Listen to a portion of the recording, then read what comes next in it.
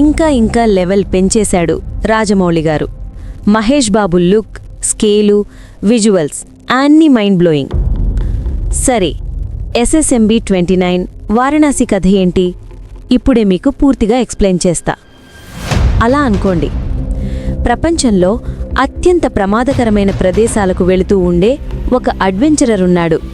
అతనే మన రుద్ర, మహేష్ బాబు. అతనికి ఒకే లక్ష్యం, ఒక అతి పురాతన మిస్టికల్ పవర్ను కనుక్కోవడం. ఇది గున్యాం పవర్ కాదు, రామాయణం కాలంలో ఉన్న దివ్య ఔషధం, యుగాలుగా దాగి ఉన్న ఒక శక్తి. ఇప్పుడు ట్విస్ట్ ఏమిటంటే, ఈ శక్తిని వెతకడానికి రుద్ర ప్రపంచమంతా తిరుగుతాడు. అరుణాచలం లాంటి అడవులు, హిమాలయాల మంచు పర్వతాలు, డెజర్ట్లు, అండర్గ్రౌండ్ గుహలు. మరి ఆ ప్రయాణం చివరికి తీసుకెళ్తుంది అతన్ని వారణాసికి.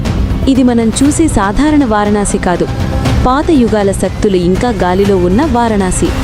అక్కడే అతనికి తెలుస్తుంది, అతను వెతుకుతున్నది సాధారణ రహస్యమేమీ కాదని, ఇది అతని విధితో కనెక్ట్ అయి ఉందని. ఇక్కడికి వస్తుంది మందాకిని, ప్రియాంక చోప్రా. ఆమెకి ఈ రహస్యాలపై చాలా నాలెడ్జ్ ఉంటుంది.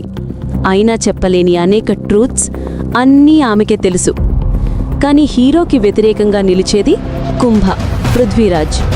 ఈవాడు శాస్త్రాన్ని నమ్మేవాడు, దేవతలు, పురాణం అన్నీ నాన్సెన్స్ అని అనుకునేవాడు.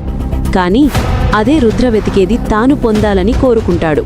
అలా పురాణం వర్సెస్ సైన్స్, దివ్యశక్తులు వర్సెస్ హ్యూమన్ అంబిషన్స్, ఇవి ఇద్దరు ప్రయాణాన్ని క్లాష్ చేస్తాయి. టీజర్లో మనం చూసిన నందిపై మహేష్ ఎంట్రీ, త్రిశూలం, రుద్రతాండవం లాంటి వైబ్స్ ఇవన్నీ చెప్తున్నాయి ఇది కేవలం అడ్వెంచర్ సినిమా కాదు, పూర్తిగా మైథికల్ ఎపిక్ లెవెల్ స్టోరీ అని.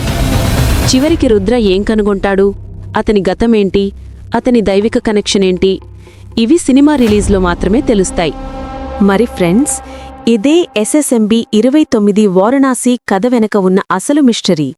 మహేష్ బాబు ఈసారి ఏ లెవెల్లో రాబోతున్నాడో ఊహించలేరు. టీజర్ ఇది అయితే సినిమా ఏ రేంజ్లో ఉంటుందో గెస్ కూడా చేయలేం.